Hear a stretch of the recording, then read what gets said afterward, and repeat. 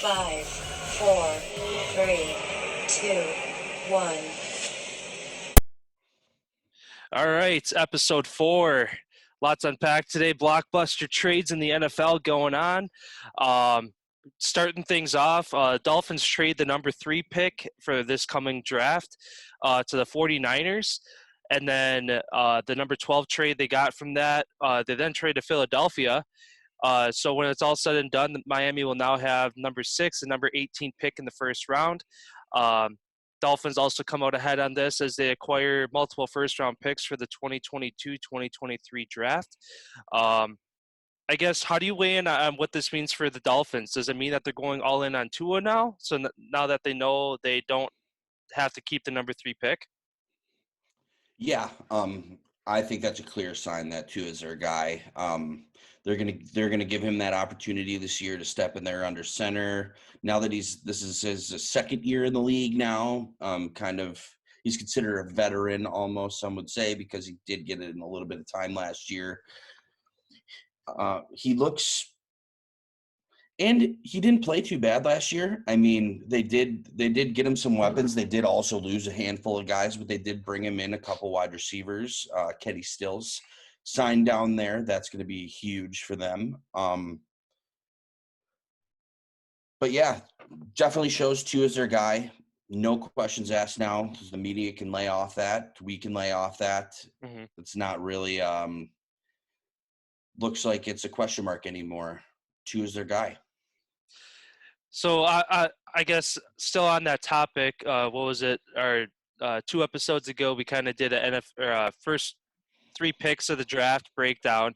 Obviously, we had projected kind of the Dolphins leaning towards Justin Fields or Zach Wilson if the Jets don't pick him up. We were kind of up in the air where that's going to be. Now with San Francisco with that number 3 pick, what do you think San Francisco goes after? And to keep in mind as well, the 49ers made a statement either today or yesterday that Jimmy G is their guy. For this year. Yeah, Just for for this this year. year is what they said. So who is San Fran eyeing up that they felt they had to go up to number 3? Stays Fields. Justin Fields. They're gonna take him. He's gonna get the experience behind Jimmy G this year. He's gonna get to learn the offense, gonna get to see how day-to-day operations work out there in San Francisco. And then I feel they move on from Jimmy G after the season's over when the market gets back to normal, where the teams will have that salary cap where everybody can get kind of paid. Yeah, I mean, who else do you think the 49ers would target? They got Kittle. Mm-hmm. They got great running backs. They still have some wide receivers. Mm-hmm. I mean, maybe they go after what's his name? Alabama Running back? Wide receiver. Devontae Harris or Devontae Smith. Smith. Yeah. Maybe they go after him and try to get a game breaker. Just more help for Jimmy G for them to try to see what they can do. But I feel this is a pure move where they're going to bring in Fields, which is going to be their guy of the future. Jimmy G is going to kind of show them the reins, and maybe even halfway through the year, depending on their record, maybe Fields gets the nod and Jimmy G kind of takes that backup spot and they try to work out a deal to move him somewhere else where he can play. Right, that last sentence you said, kind of a wild card thought that comes into my head immediately with Jimmy G. Even though the team was never brought up during this trade, do you think that there's that little chirp in the ear from the Patriots saying, "Hey, if you go out and get Fields, we'll take Jimmy G back"? They only signed Newton to a 1-year deal, so they're kind of putting Newton on the fence, on the chopping block. Do they go to try to get Jimmy G back? Somebody who proved to fit into the system when Tom Brady had his 4-game suspension a couple years ago. I think looking at that situation, I feel because they did sign Newton to that 1-year deal. However, look at that first day of free agency. The Patriots went wild, spending like $185 million, loading up on the tight ends, loading up on the line. They're getting their guys back. I really feel like they built this thing for Cam Newton this year to really thrive and for them to make a shot and make a push for the playoffs.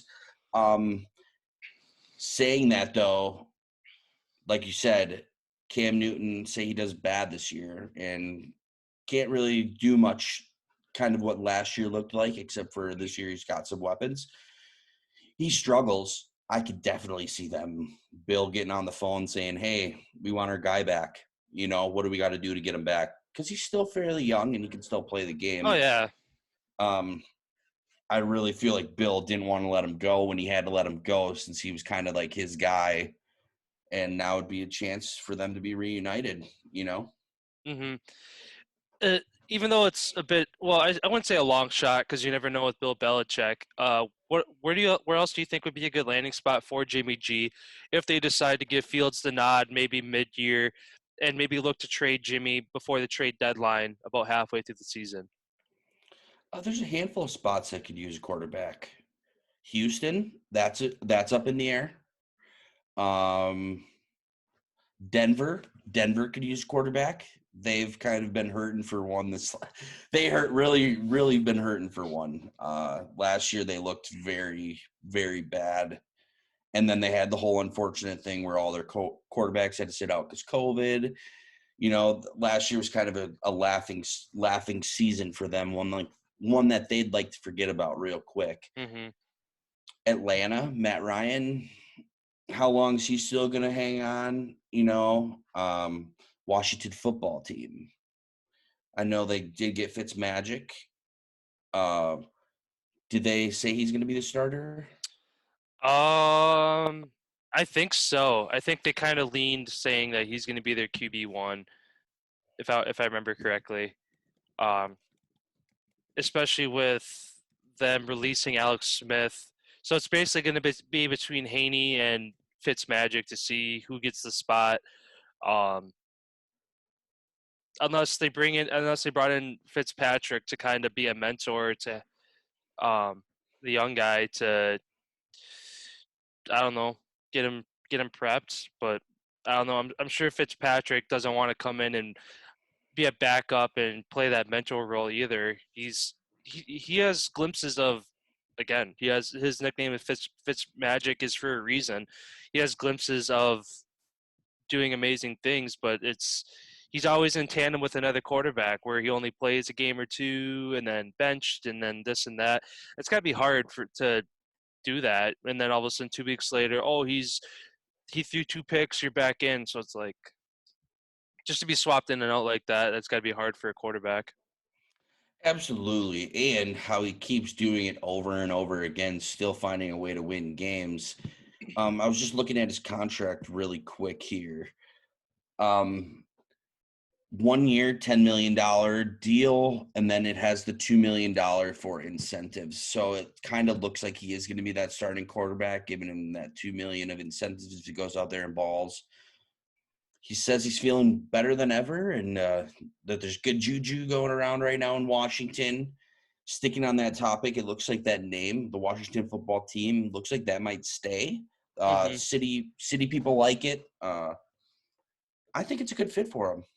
Yeah, I mean, it's very basic. It's a simple name, but I mean, again, it's the the Washington Redskins, what they used to be. I can't remember what year they came. They're one of the older teams, so it kind of fits their older kind of tradition of a name. Nowadays, new teams, they come in, they have these flashing names, things like that. So it's nice to see a team kind of take a step back and just simplify things, and kind of go back to the old days, even kind of like what Alabama does, just the number on the helmet. They don't even have the logo, things like that. Um, I mean, obviously, like the name that got thrown around behind closed doors was the Washington Sentinels, which is a cool name as well. But like you said, I think it fits them. If they decide to keep that as a name, I mean, good for them. It's easy for them because they don't have to change everything again, change their logos, all their merchandise, advertising, things like that. Which I'm sure isn't a cheap thing to do. So, which I'm sure is a big factor into why they're deciding to keep it that way. So, Yeah, I don't know. We'll see what happens, but if they keep it as it is, good for them. Leonard Fournette back with the Bucks. Yeah, 1 year, 3.25 million. I know we talked briefly on the last couple episodes where the last two big guys that they really had to sign were Fournette and Antonio Brown. Antonio Brown. I was gonna say Smith for some reason. Antonio Smith. Yeah, yeah, Antonio Brown. So again, another flashy receiver. Whether they have the money to keep him, um, if he wants to take a pay cut and only take a couple $1,000,000 for a 1 year deal, kind of like Fournette did, run it back. If he's more concerned about winning another title, maybe he'll stay. Otherwise, if he wants to go out, again, like we talked about, there's not a lot of teams are kind of established their identity with their receiving core. I don't really see him going anywhere aside from maybe Houston or the Jets are kind of really the two teams that stick out where he could go be a number one. Um, but yeah, aside from that, he'd take on a number two or a number three role. Which, if he's going to do that, he might as well stay with the Bucks. Have the greatest all-time quarterback throwing him the rock and try to go back to back. Yeah, but is he wanted in Tampa anymore? That's the question. Because look at the past for Antonio Brown. Tom Brady puts out a tweet, "Come play with me in Pittsburgh, in New England." He's there. Then he gets suspended. Okay, kind of. Tom Brady still had his back, talking publicly. He's a good guy. He's all this. Gets down to Tampa. Hey, AB, Gronk, come on, let's come down here. You can live with me, all this type of stuff. Do you think Tom would have said something about it? You think Tom would have made sure he's part of that team if he really was a necessary fit down there, as like he did? He got him when he wanted him any other time. So I don't really see why this time would be different. Yeah, Seattle, I know Russ said that he wanted him, but that looks like that ain't going to happen. It's just a very interesting situation right now for Antonio Brown because of the baggage that comes with him as a person and a player. hmm yeah, like you said, it seems like Tom Brady's kind of had his back for a while, and throughout this offseason so far, he hasn't really stuck his neck out saying he wants him back. Obviously, if Tom Brady comes out publicly and said they want him back, boom, they go out and sign him because it's Tom Brady.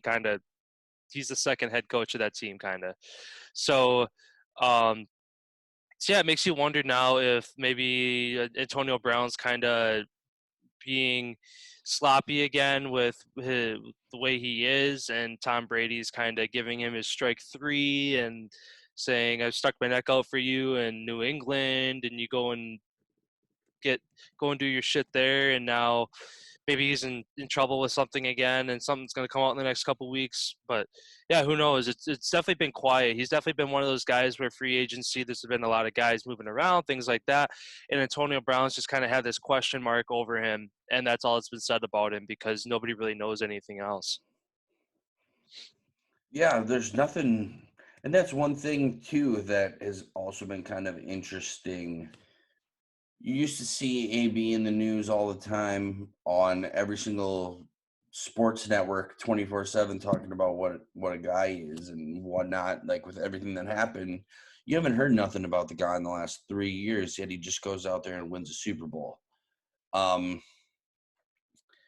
I still think he's got the talent to keep playing. He definitely looked very good in the Super Bowl. I could kind of see him Uh, being like a Jerry Rice playing till he's close to 40, so long as he keeps his head on straight.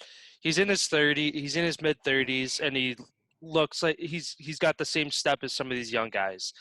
And on top of that, he's got more knowledge than them. So if he can keep his head on straight and stay in his physical condition that he's in, of course he's not going to be breaking records like Jerry Rice because he's missed due to suspensions and taking a year off and this and that. He had a couple years in a row where he was 1,000-yard receiver and like a lot of touchdown passes, and he probably set some franchise records for the Steelers. But to go out and kind of chase that number that Jerry Rice has out there, um, obviously of playing past the 40-year mark, I could see him doing it, but is he going to stay relevant to that point? That's the bigger question.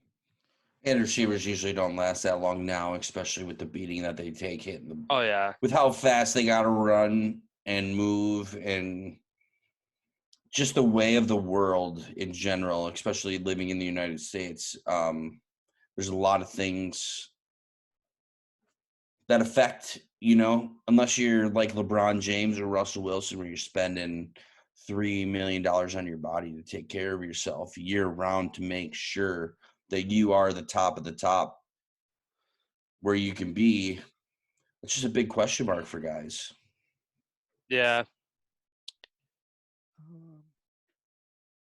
Yeah, I mean, as it comes up, we'll see too, especially with once the draft comes around, a lot of these question marks on these teams, as far as guys that they currently have on the fence or guys that they currently have as free agents.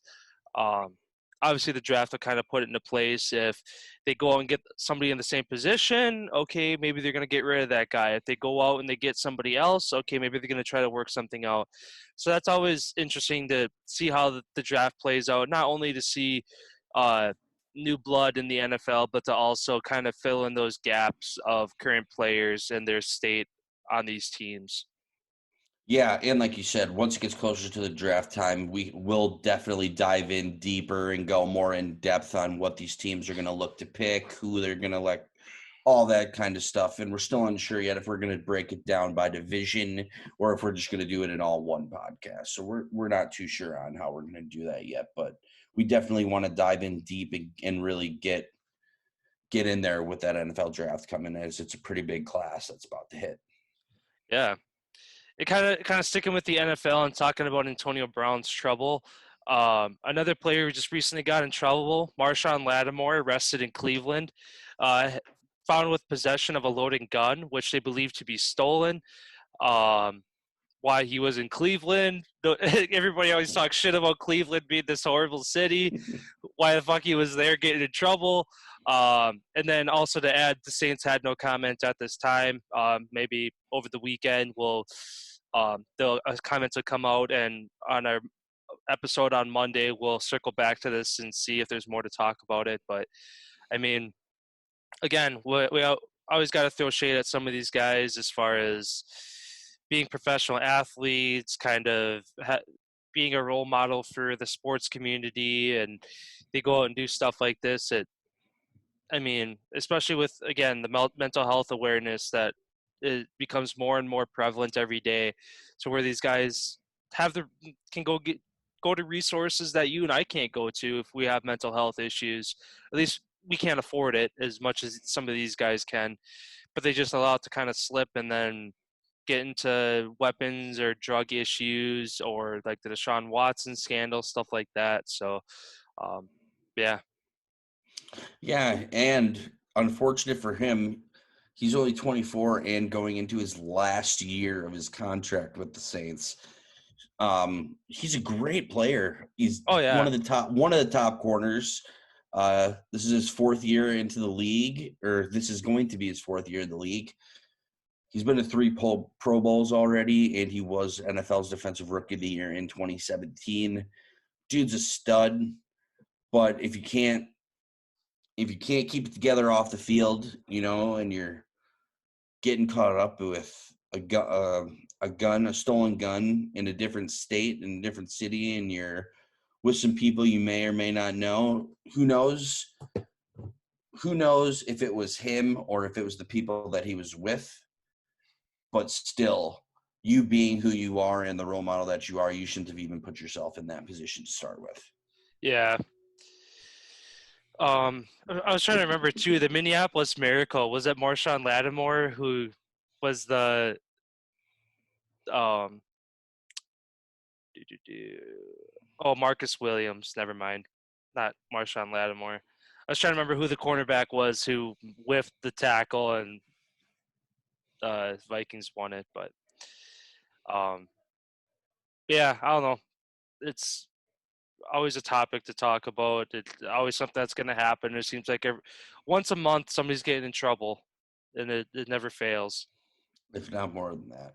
Yeah. NFL employs how many people? And the NFL is so big that even if it's the backup running back, it's making ESPN news. Mm-hmm. You know, like that's the funny thing about football. No matter what, it could be the front office guy. Don't matter if you're a part of the NFL and you fuck up on a big stage, the whole world's gonna know about it. Oh yeah. I guess just kind of wrapping up a couple more headlines with the NFL. Uh, Talking about the Washington football team, they end up signing Adam Humphries from the Titans. I want to say it was a 1-year deal. Let me see here. Adam Humphries. I'm just assuming because everybody's signing Been 1-year signing deals this 1-year year. deals. Yeah. Um,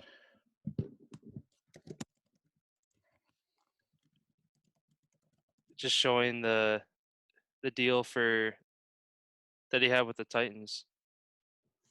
Oh, it just says terms weren't revealed, but the deal is for 1 year. So, um, and then the other big signing too, Seattle keeps Carlos Dunlap. Obviously a good sign for them to keep him. Um, that's kind of I guess the two big signings the past couple days for these teams kind of keep either a guy relocating or a guy staying with their team. Yeah. Also, staying on the NFL too. Another pretty a huge headline that kind of went away a little bit, and it shouldn't have at all. Russell Wilson. Diana Rossini reported the other day she has some inside information, whether it's she knows people in Team 3 or she knows people high in the Seattle Seahawks organization. Either way, it looks like he is still wanting to be traded. Um, and it's not just the 4 teams that originally were mentioned. It looks like all teams are an option at this point. I know the Seahawks just did re-sign Carlos Dunlap, and maybe that's a power move to try to get Russ to stay. It also has been reported that they are targeting Richard Sherman to bring him back to that defense out there, maybe to try to keep Russ in town as well. The Bears, I know, are still working hard on getting a deal done. I did read somewhere.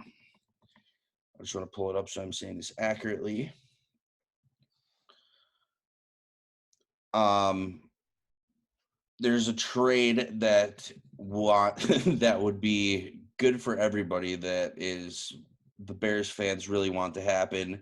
Where the Bears would get Russell Wilson, the Seahawks would get Sam Darnold, 2021 and 2022 first-round pick from Chicago, and Roquan Smith, and then the Jets would get the 2022 second-round pick from Chicago. That looks like that could be a potential deal that is out there. I know the original deal that the Seahawks turned down was Akeem Hicks, 3 first-round picks, a third-round pick, and it was Kyle Fuller and Akeem Hicks. Looks like that wasn't enough for Seattle.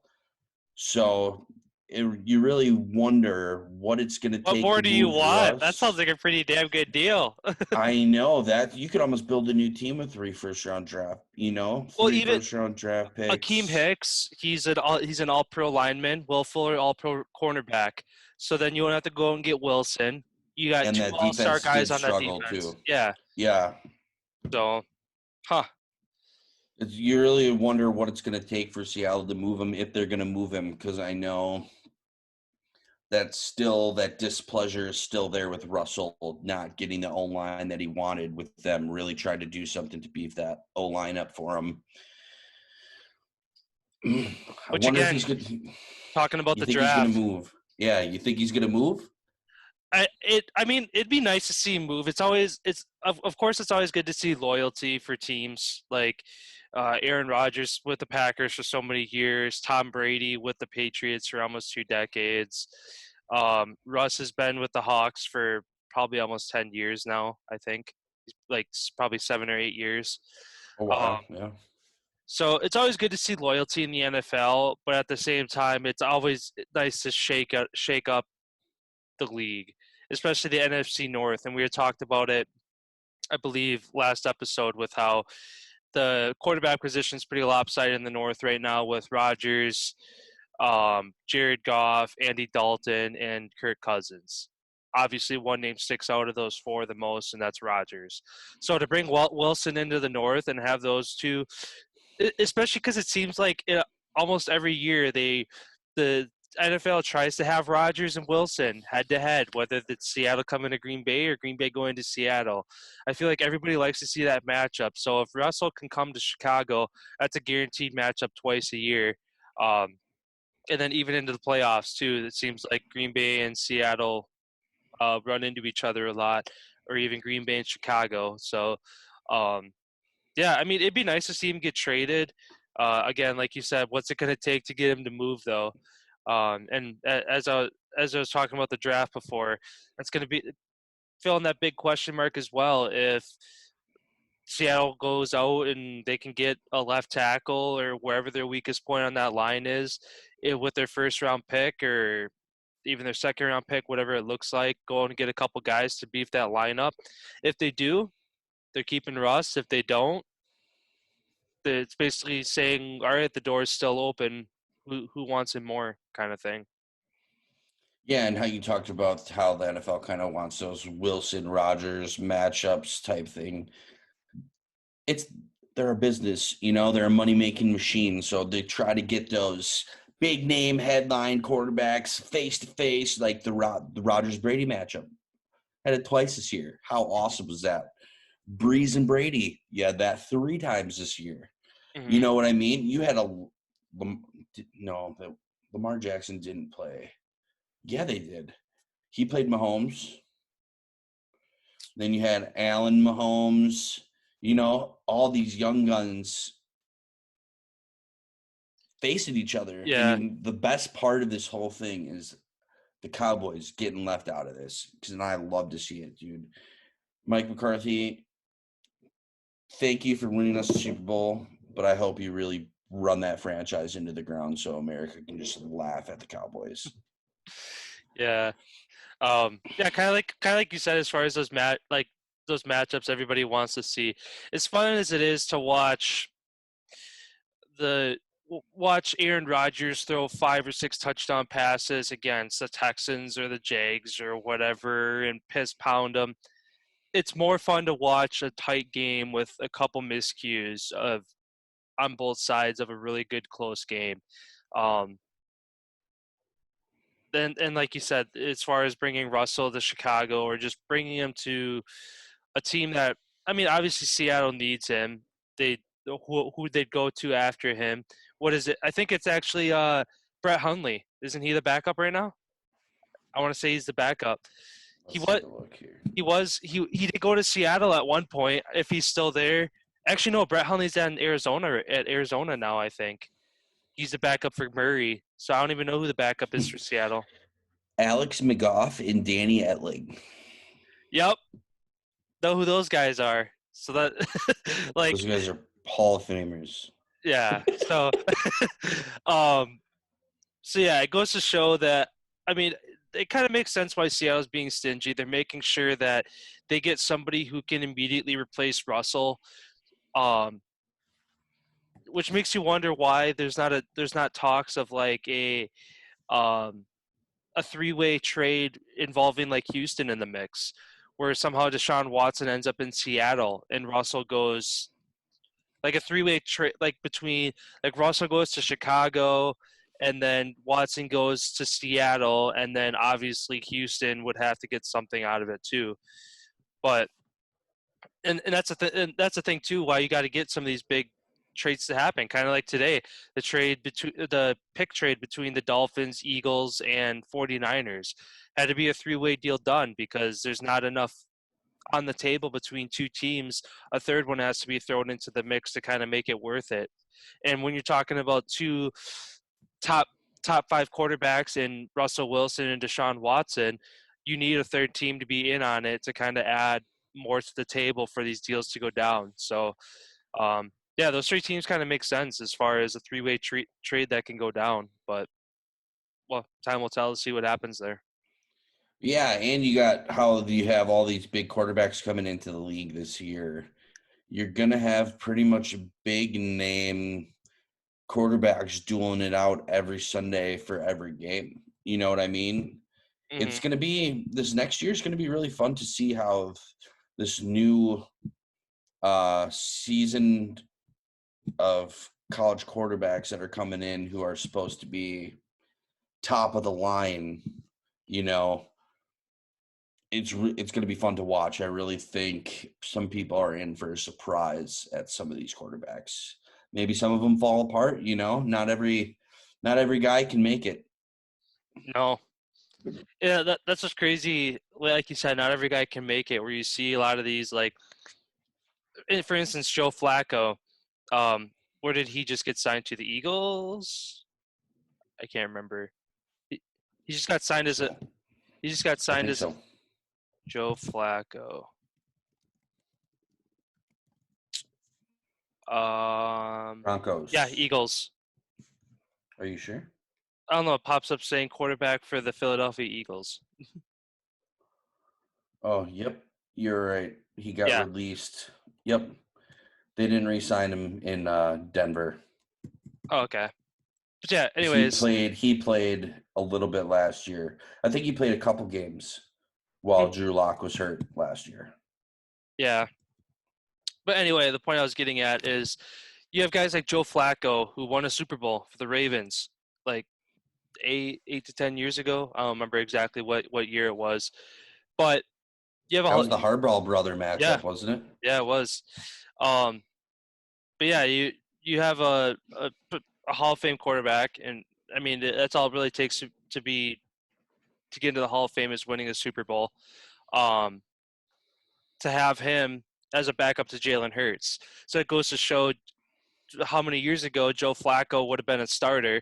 Teams would have wanted him because he won a Super Bowl. He's a good quarterback, kind of a bigger body guy. He's the quarterback of the old now. He's not very mobile. He's a really slow guy, but again, he's backing up Jalen Hurts. So kind of like you said, not everybody's going to make it. So it's kind of interesting now to see guys that we grew up watching that were the face of the NFL are now sitting the bench watching these young bucks 1-2 years out of the draft leading these teams. Absolutely. It's very cool to see that how it's all sports are generating in that way where the younger the better because guys aren't getting, you know, there are the aspect, but the younger you are, the more athletic and stuff you're going to be. You know, your prime is like, they say is like 25, between 25 and 30. Okay. So you get these guys in there when they're super young, they're going to be vets and matured and very good when they get to that 25 to 30 stretch where the league's going to be filled with excellent talent, which is kind of what you're getting in almost every sport now. Mm-hmm. The age is definitely getting younger and younger. I know hockey, I think the average age in the NHL is 23 years old, which is just incredible.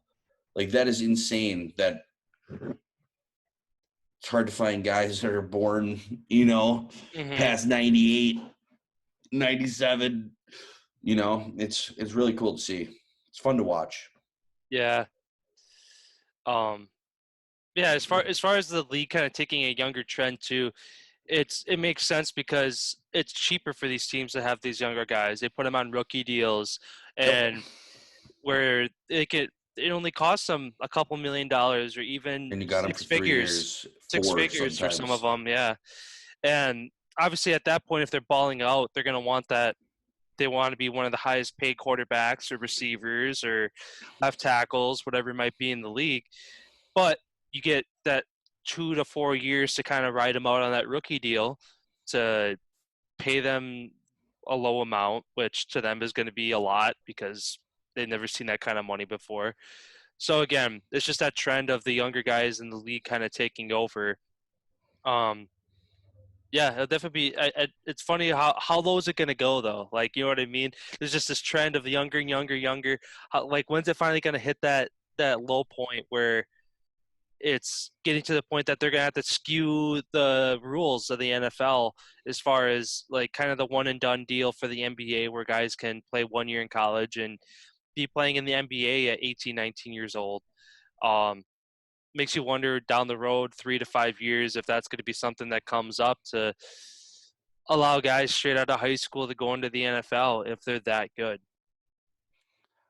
I don't think football would be a good sport to do that just for how big and fucking strong those guys are in the NFL. Coming out of high school, I can't see anybody standing there and taking a beating for a full NFL game and making it out the other side okay. Maybe a kicker, punter, those types of positions. I could see that maybe. But I feel like we're almost at that ceiling of how low you can bring that due to the fact that these are pro leagues, they're businesses.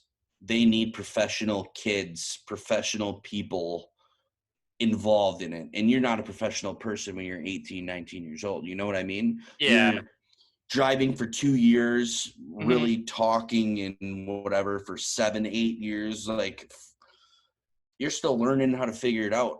And I feel those kids shouldn't be penalized for being that good and wanting to go that college route, or press and pause for a second and say, hey, I'm going to take the year off. I'm just going to figure some shit out. I'm going to continue to train, continue to do my thing. But I just want another year of life experience underneath my belt so I can handle all of this stuff that comes at me. Yeah. Because a lot of the people too, where a lot of people go wrong is they don't know how to manage their money, and that's hard to do. I know people go their whole lives without ever learning how to manage their money. And especially when you have that much of it, think of all the phone calls, people in your family, people asking you for things. You have to be grown up enough and understand, or at least have someone managing that for you, to where you're fully understanding of what's all the moving pieces that are going on at all times. Oh, for sure. And that's the crazy and fucked up thing too, is when you hire somebody to manage your money for you, sometimes you have corruption there where guys are shaving money off your paychecks, then taking it for themselves. Which is sad that hey, I'm not educated enough to be able to take on this responsibility. I'm going to bring in somebody else, and that person ends up screwing you over.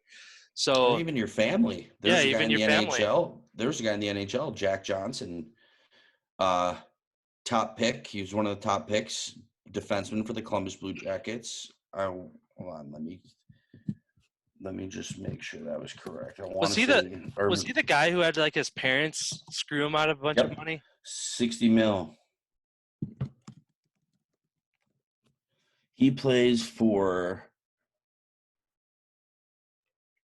the 3rd overall pick in 2005.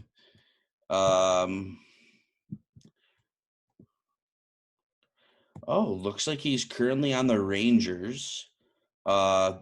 Okay. Yep. So he got drafted by Carolina, 3rd overall pick in 2005. Then he went to the Penguins. Then he went to the Blue Jackets. Then he went to the Kings, and now he's at the Rangers. So he's coming into the end of his career there. But yeah, from a guy who had 60, 70 sheets, and then your parents takes it all from you and leaves you basically broke and going through a hard time because he's only making like $5 million. That was his last contract that he signed, was in 2016, was for $5 million. So to think that you're going to go probably the rest of your life never making that back because your family took it from you, like, that's sad. Yeah. But props to him for keep going.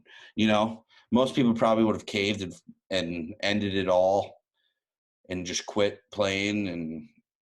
But props to the guy to keep going and keep battling, and he's still hanging out in the NHL, which is pretty amazing.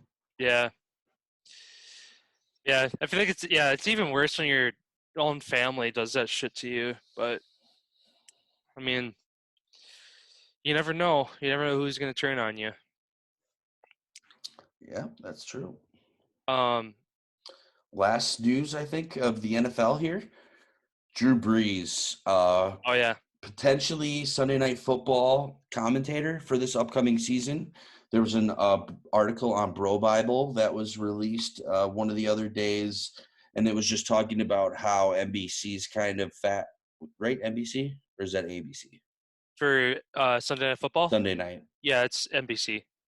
NBC. So yeah, it looks like NBC's fast tracking Drew Brees to try to get in there with Al Michaels to replace Chris Collinsworth for this upcoming season, which would be an interesting take. I know Roma's killing it in the commentary game. It's so fun to see a quarterback who is the most knowledgeable person in football because they have to know so much. It's really cool to see them dissect everything and break it down to a dummy per se, the average person sitting at home watching football who doesn't really understand all the moving parts, because all 11 guys are crucial out there. Like Roger said on the McAfee show, it is probably one of the hardest team sports to do just because you have 11 guys out there and they all have to do their job correctly on every single play, where the other sports, it's 5 guys. So just the number of people out there all having to do their job consistently just makes it very, very hard as a sport to be successful at. So I think that'd be really cool. And who knows, maybe even a Brees Romo night, Super Bowl. That'd be really cool to see. Yeah. You're telling me you don't want to hear Collinsworth anymore? Now here's a guy. Hear him go on and rant the whole time, talking about how, I mean, he was a great commentator. Oh yeah. But we all need to kind of move on now. I'm glad too with like ESPN moving on from was it Green and Booger McFarland? I dreaded listening to them two commentate games where it's just like Booger was like Tony Romo, but the exact opposite in the sense of talking to a dummy, where he would literally like repeat himself in his own sentence to like the point that it sounded like he didn't know what he was talking about. And obviously, he's an ex NFL player and he makes millions of dollars and obviously knows more about football than me. But to have somebody on the screen who's able to appeal to every type of audience, whether you're new into the NFL, just trying to learn the game, somebody who's on their way, or somebody who's been a fan of it for decades, Romo kind of fits the bill there. And like you said with Drew Brees, it'll be interesting to see a quarterback perspective, somebody who's dissected the game for years and years and years, to be able to go onto a television screen and be able to talk about it instead of saying it in a huddle where only 10 other guys understand what he's saying. Oh, absolutely. One commentary thing that I'd love to see, Troy Aikman and Joe Buck only get to call Dallas Cowboy games. I am sick of them calling so many games, dude. Especially the Packers. They rip on Aikman rips on the Packers just because he hates Rodgers. Yeah, he's jealous. He's jealous. That's what it is.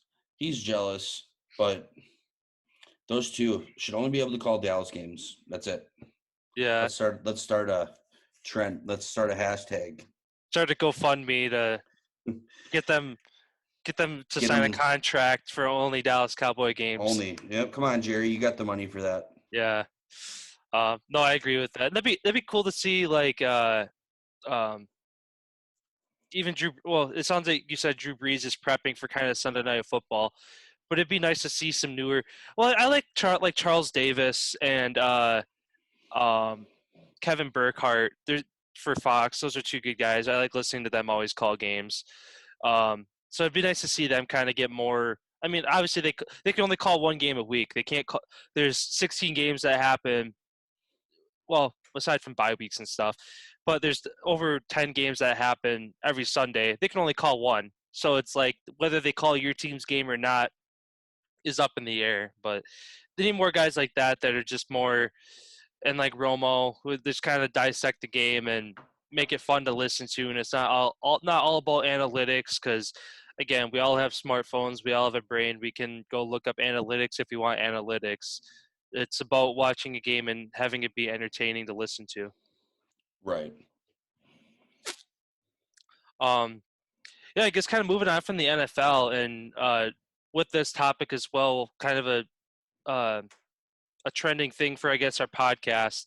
So with the Masters coming up, one thing that I saw yesterday was that they're not going to be requiring spectators to take a COVID test. So they would have had to take a COVID test and be 3 days negative before they're allowed to go into these events.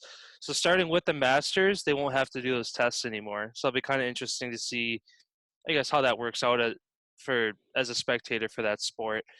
And kind of sticking with the Masters talk, there's not a set date yet, but we plan to have a guest on around the week of the Masters. We won't quite say who it is yet, just because the deals aren't finalized, and we want to keep you guys in suspense to make sure you come back and check that out. But yeah, we're excited. They had reached out, and obviously within the first week of our podcast, having somebody reach out and say they like what we're doing and would love to come on is obviously great for us. So keep an eye out for that. And yeah, in 2 weeks we plan to have a guest on, and yeah, I'll just kind of leave it at that. Yeah, very excited. Very excited. That should be a lot of fun. Um, the people who might be making an appearance, or person, I should say, should be able to fill us in a little bit more with some golf knowledge and talk. We'll dive a little bit deeper, and that's why we waited for around the Masters time, was so that we can talk strictly golf and we can take a deep dive into what's kind of going on in the golf world. Mm-hmm. Yeah. This coming week, the details should be finalized for that, and as soon as we have the date set, be sure to look out on our socials, Instagram, Twitter, stuff like that. We'll make sure to post about it as soon as we have all that finalized. Yep, we'll definitely keep you guys in the loop. So I guess do you want to try that segment, kind of those questions I put together for you? Yeah, let's do it. All right. So I did a little bit of homework last night and just kind of did some research as far as some kind of trending topics. They're all NBA and baseball, given that baseball is just around the corner and the NBA is coming towards the end of the season. So there's just kind of some under-over. So I'll ask you a question, and you kind of weigh in based on how you think it's going to happen. So first question, the first two questions are going to be NBA, and the last three will be baseball. Okay. So Miami Heat currently sit in 7th place in the East. With them acquiring Oladipo, do they crack the top 5 by season's end, stay in the bottom half, or do they miss out on the playoffs this year? They're definitely going to crack the top 5. I feel like they might even hit that third spot potentially. There's still a lot of basketball left to be played. Oladipo coming down there definitely adds to that. Now they have the three-headed monsters, so to say. They should be a good team and make a deep run. So I'm gonna take that they're gonna crack that 5th spot. Yeah, I definitely I agree with that. It's obvious. I mean, again, they're 1 year removed from being in the NBA Finals, and they pretty much kept everybody that they had. So it's not like there's been a lot of changes. So it's all about who gets hot at the end of the year, and I definitely agree that them having Oladipo is going to be a good upward trend for them. So. All right. Next question. So in the Western Conference, the Lakers are now projected to be the 4th seed going into the playoffs after LeBron going down. Do they continue their decline without LeBron and Davis in the lineup, or do they find a new identity to crawl back into the top in hopes that they have both healthy come playoff time and go for their back-to-back title run? That's a great question.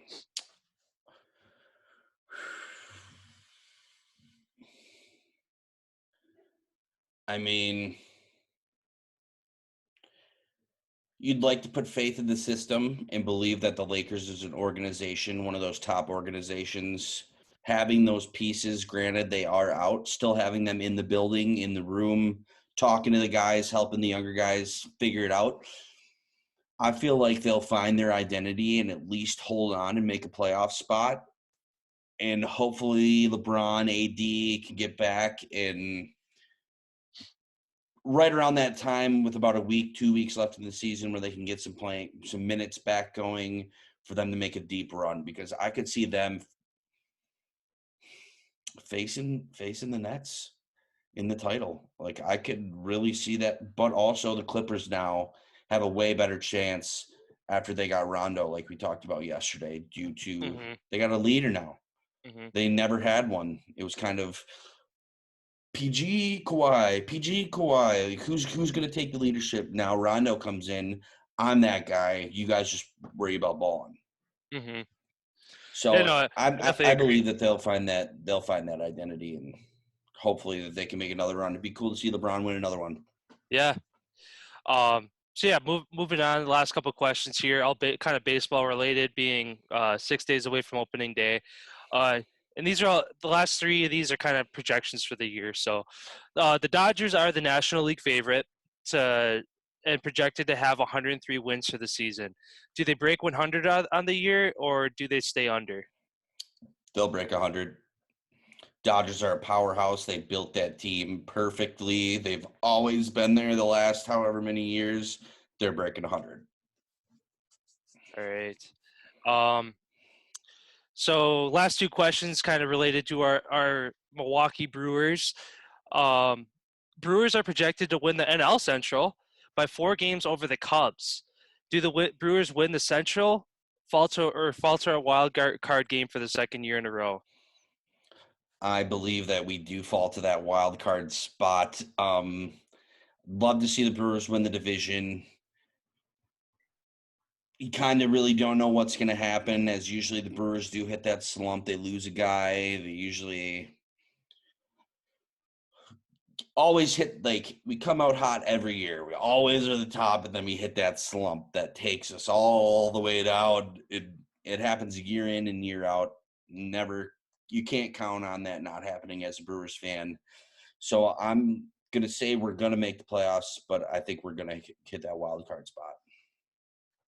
Yeah, and it's funny too, because last year it was or I'm sorry, 2 years ago it was the Washington Nationals that won the World Series. Who beat us on Who that in that wild card freaking game? air Yeah, by the outfielder? Whoever was playing right field, I forgot who it was.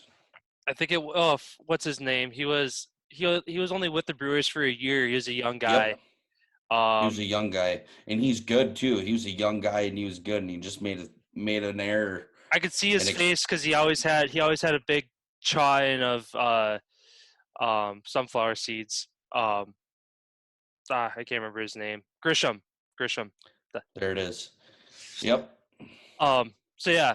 Anyway, last question again targeted towards the Brewers. Well, specifically Christian Yelich. Yelich is projected to hit 35 home runs for the 21 season.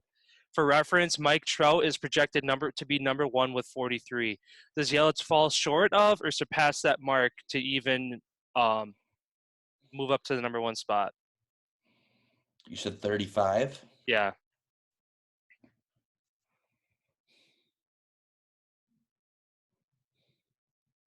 I'm gonna say he hits 40. Okay. How many Yeah, did he have last year? I think he broke 40 and he got hurt the last like month of the year. So he was on track for 50, I want to say, before he got hurt. Yeah, ever since he came to Milwaukee, it looked like he dialed in how to hit the ball. One of the most consistent hitters in the league. Obviously, Miller Park, ball friendly or a hitter friendly ballpark as well. Definitely think he breaks 35. Hoping he hits 40, and it'd be even cooler if he hits the most of the league. Yeah. He's always in the running to be a MVP since he's been with the Brewers and Silver Slugger and um yeah, it'd be interesting to see how this year starts out. And baseball season's a long season, so again, we always get our hopes up as Brewers fans. Oh, they look good coming out of the gate, and then it's always after the All-Star break. They just fall apart, whether it's somebody getting hurt or somebody just falling apart, whether that's management and they're not managing the games very well. But um, yeah, be interesting to see what happens this year. But yeah, that's all I had for those questions. So I guess since we're on the topic of baseball, I'll throw this one headline in there too. Sticking with the Brewers, they look to use Josh Hader primarily as a ninth inning closer instead of a reliever role like they have in the past, which I think is due in part to 2 years ago the MLB adding in their 3 batter minimum rule. So basically, in years past, a batter could come or a pitcher could come in, whether it's a good matchup, a lefty against a righty or righty against a lefty, whatever it might be. They strike that one guy out, pull him, and then another guy comes in. So now they have the 3-batter minimum rule where, I mean, the only way you could uh, face less than 3 batters is if you close out an inning. So if you come in with 2 outs left, you get the last out, you can be pulled. But if you come in at the beginning of an inning, you can't just You pitch got to 1 or face 2. all 3 out. You got Right. to face at least 3 batters. So it kind of makes sense for them to move him into that ninth inning closer role, um, especially to keep him healthy so that they can use him multiple times a week. Whereas if they use him as a reliever, that limits his pitch count there. So I think it's definitely a good move for them. Agreed. And for a guy that throws straight gas like he does, you need to save, because look at going back to that Nationals game. We brought him in way too early when he ran out of gas. You need to save your guy for the end of the game where he can come in there and just rifle the balls and catch guys when they're tired. You know, at the end of the game when you're tired, you might be out of it, thinking about something else, seeing 105 come zinging across the plate, boom. Like, definitely a great move for the Brewers to move him into that closer role. And, hey, hopefully he gets the most saves this year. Yeah.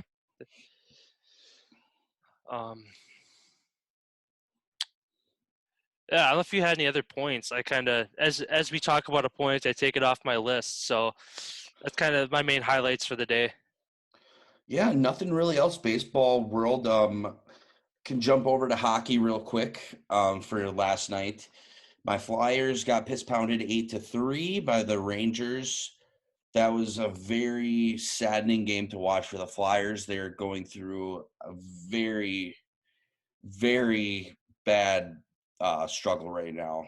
They've lost, can't tell you how many they've lost now in a row. They've given up 17 goals their last 2 against the Rangers. The Rangers now tied with them in points, putting them both at that 5th spot, 6th spot.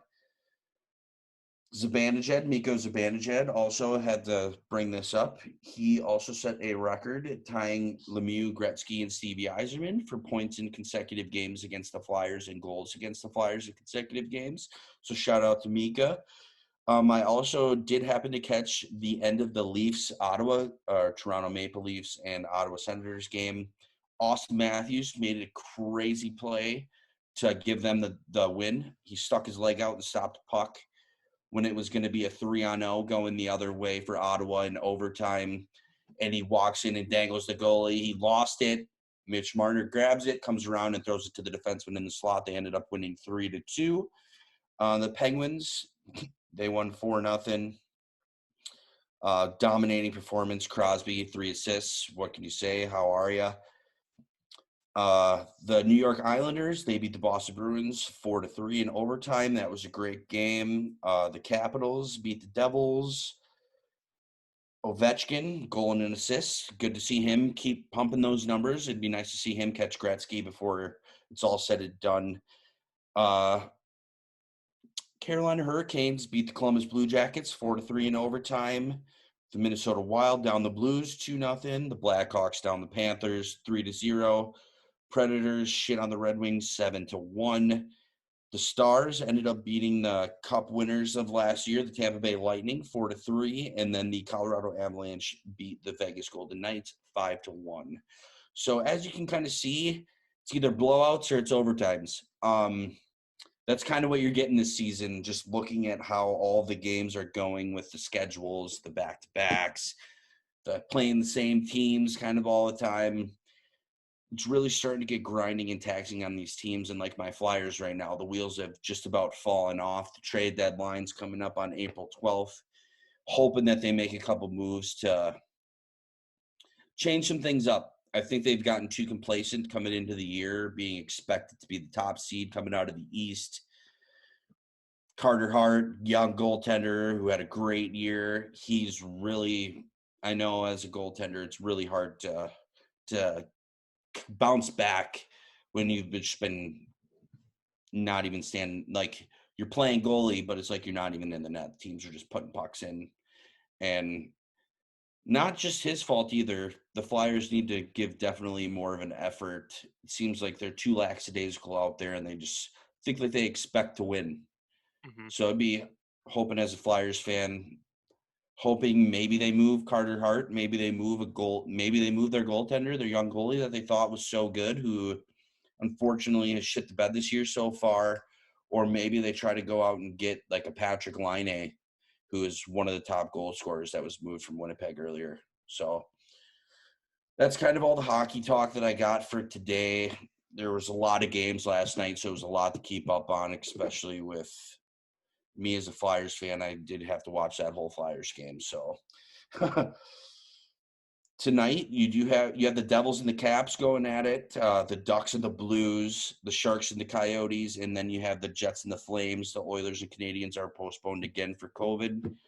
So yeah, that's looking like what that's coming into. And I know for all the other hockey fans out there, the NCAA hockey tournaments underway today. Unfortunately, the Badgers did lose today.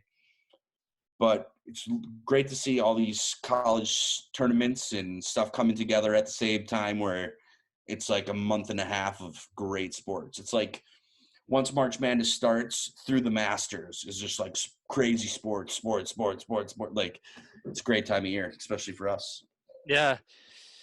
And then right as it slows down, NBA playoffs and NHL playoffs start. So Yep. there's a brief hiatus there for a week just to catch our breath and admire all the champions from the past couple of weeks, and then move on to watch the NBA and NHL, and then baseball's underway through all the summer. When are the Olympics? The Olympics got to be starting End of July. July. Yeah. So yeah, so it'll be a little bit of a lull time, like right around when that Masters ends. Probably just be more baseball Mm-hmm. for about a week or two before those playoffs really ramp up and get going towards the end, because it's first rounds are always great to see, but it's kind of some of those matchups in especially basketball are kind of ones versus the eight. One's definitely going to win. You know what I mean? Yeah. But yeah, I mean that's kind of all I had for today. Didn't really have too much else. No. Yeah. Lot that we unpacked today is kind of funny to see how much stuff went down since our last episode ended until this morning. There's again the big trade with the Dolphins, Eagles, and Niners. Like you said, Drew Brees kind of diving into the broadcasting. Yeah, a lot going on. So over the Russell weekend, Wilson news though. yeah. I think that is still just the biggest hit. That and there's a Sean Watson thing, like the two biggest question marks that no one's really talking about, where no news is breaking anywhere. Like it's hard to find anything to talk about this any further because of how tight these organizations are keeping it locked down. Mm-hmm. Yeah, leaves a lot of open translation for people to make their own opinions, and obviously some hopefuls of long shots of something might happening, which honestly it seems like a long shot, but some of them might not be because it might happen. So Right. it'll be interesting to see kind of the headlines that happen over the weekend, and we'll make sure to unpack it all for you guys on Monday. Yeah, absolutely. Hope everybody has a great weekend out there. Stay safe, and yeah, just have a good time, because that's what life's all about. Yes, sir. All right, I'll see you on Monday. All right. See you Monday.